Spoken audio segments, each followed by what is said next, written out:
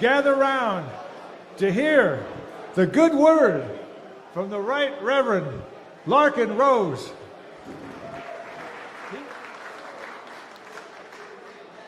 I've learned the hard way that a lot of people really cannot grasp satire and sarcasm. So I'm going to start with a disclaimer here. When I was getting ready to do what I'm about to do, I had two main concerns. The first was that I thought some people might be truly offended who really don't need to be, who really shouldn't be. My second concern was that some people wouldn't be offended when they totally should be.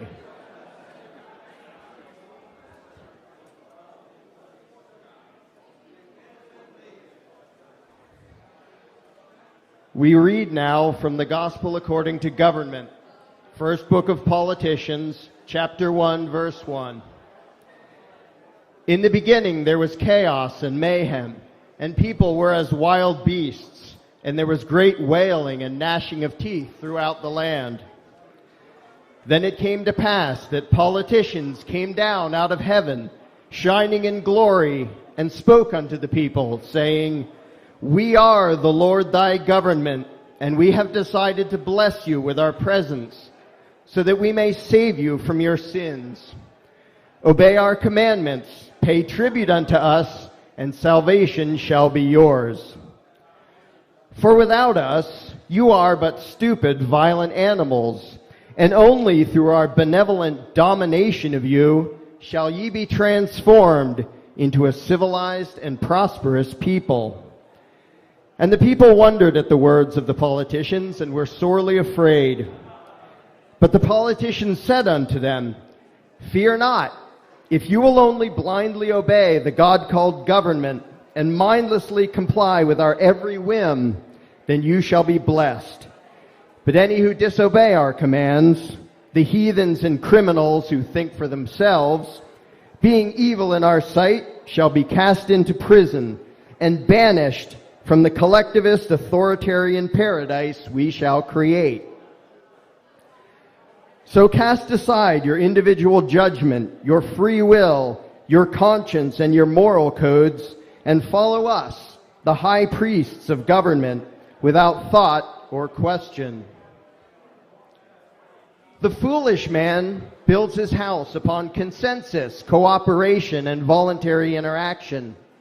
But the wise man builds his house upon political promises, state coercion, and the lust for power.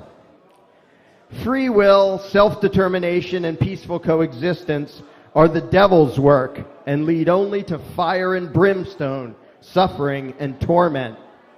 But blind obedience, unthinking loyalty, and unwavering subservience are the path to salvation. You have heard that it hath been said, Love your neighbor and do unto others as you would have done unto you. But we, the politicians, say unto you, Pray for the incarceration or extermination of those who are not like you. But pray also for your neighbors to be taxed and regulated. Pray for your friends to be controlled and enslaved.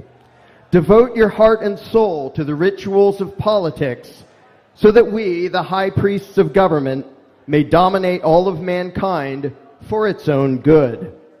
Only then shall you have everlasting peace. We are the Lord thy government, and here are our commandments. Thou shalt have no other gods before government. Thou shalt follow no moral codes and no value systems above the arbitrary whims of the politicians. Thou shalt not take the name of government in vain or speak against us, the high priests of state.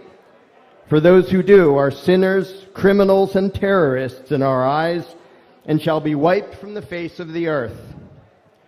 Remember election day to keep it holy. Judge not the politicians or their mercenaries, lest ye be put on the no-fly list.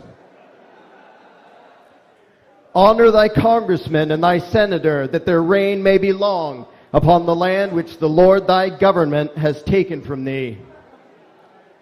Thou shalt murder by voting for those who engage in perpetual warmongering. Thou shalt kill whenever government commands it. And the killing shall be called national defense, serving one's country and spreading democracy.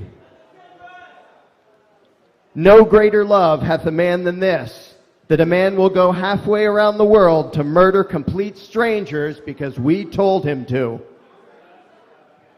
Thou shalt steal by voting for your neighbors to be taxed, and thou shalt hate and persecute any who resist. Thou shalt covet thy neighbor's income, and his car, and his house, and everything that is thy neighbor's. Thou shalt beg the Lord thy government to take these things from thy neighbor, and give them unto thee. Verily we say unto you, it is greedy and selfish to keep what you have earned, but noble and virtuous to ask us to forcibly take what your neighbor has earned.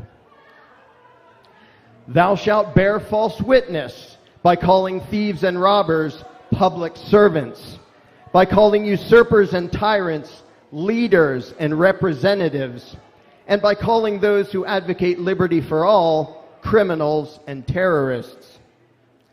Blessed are the blindly obedient, for the politicians shall reward them. Blessed are they who hunger and thirst after power, for they shall be satisfied. Blessed are the voters, for they shall legitimize tyranny and oppression. Blessed are the bankers, for they shall embezzle the earth. Blessed are the jackbooted thugs, for they shall get away with murder. Blessed are the corrupt in heart, for they shall receive power.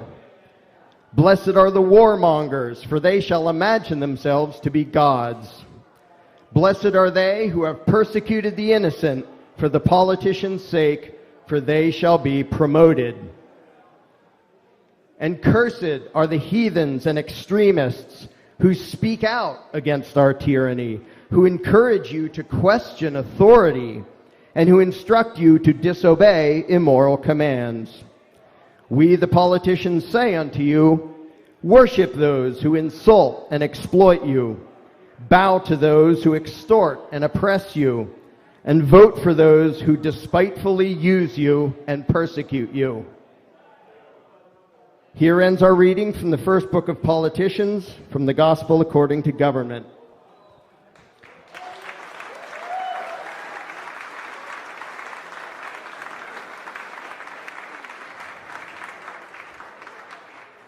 I'm very happy to be able to preach to this congregation because I sense that many of you need help, because I believe you are losing faith in the God called government. Now, at times, our wise and benevolent political masters, they test our faith to make sure we are true believers by doing things which to us may seem insane and immoral. But it is not our place to question. If we are good and pure, we will gladly pay and obey. If we don't like the wars, if we think there's something wrong with them taking our money and giving it to giant banks, or running Ponzi schemes, or fabricating crime, it is a testament to our faith that we will blindly, unthinkingly go along with this oppression to show our loyalty to the state. It is a sin to question the wisdom of our betters, the politicians. I think God has something to say about this.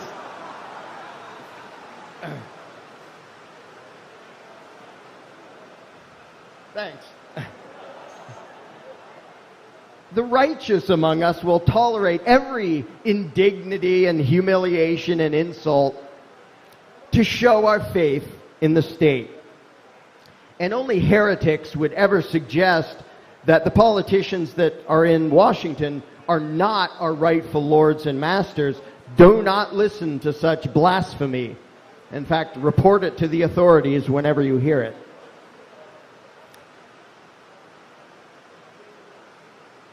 Ask not what you can do to improve society. Ask how you can empower and enrich the parasitic ruling class so that they can create a totalitarian utopia for all of us.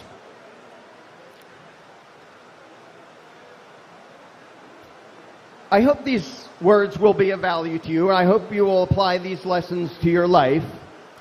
So the next time a cop or a tax collector or a bureaucrat decide to butt into your life or boss you around or rob you or assault you or tase you, I hope you can find the strength to pathetically grovel and submit without question and blindly obey their every whim and cooperate with whatever injustice and hardship they wish to inflict upon you or anyone else, because that is the mark of a virtuous, noble citizen, and that is the path to salvation.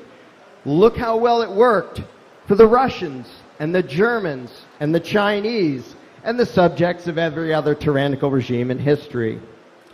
May we too find peace through warmongering, freedom through subservience, justice through violent aggression, and prosperity through universal enslavement. Here end our lessons. Blessed are those who blindly follow orders and do not think for themselves. Amen.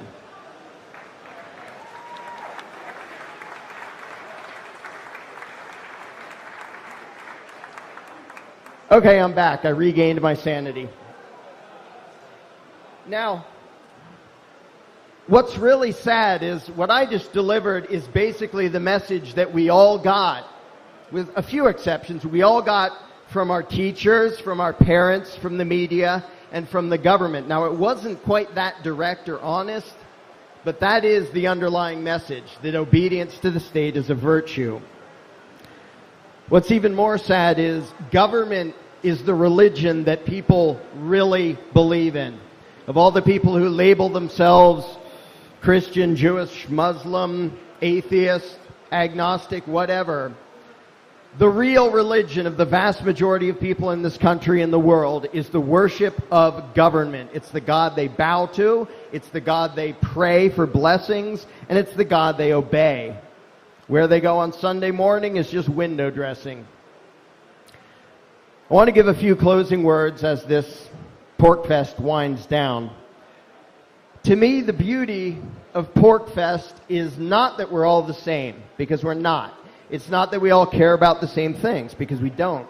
It's not that we all agree on everything, because we don't. We just have one thing in common, and that's that we believe in freedom. You know, the media and people out there, they like to talk about diversity. I've never seen any crowd anywhere with the diversity of Porkfest.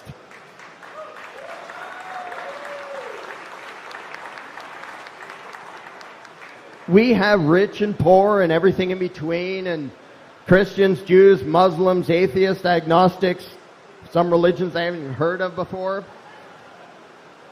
Men and women, old and young, all sorts of races. We have gun toters and pacifists, gay and straight, a whole bunch of different personalities, different interests, different priorities, different beliefs. And we do disagree on a lot of things, which is why we like to stand around discussing, even arguing. But we get along. What you don't see here is you don't see us robbing each other. You don't see us assaulting each other or attacking each other or threatening each other. You also don't see cops.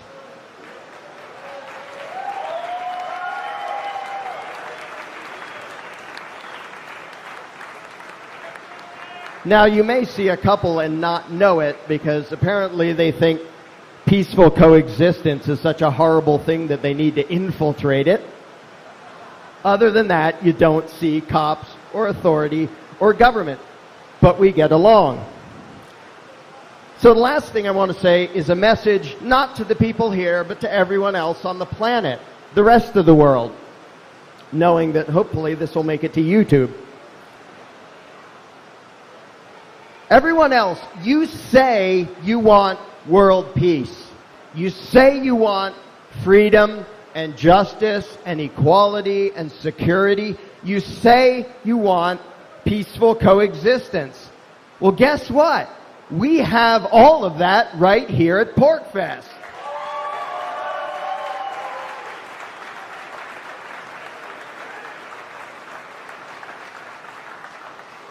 So to the rest of the world, you say you want all those things, and I want you to have all those things.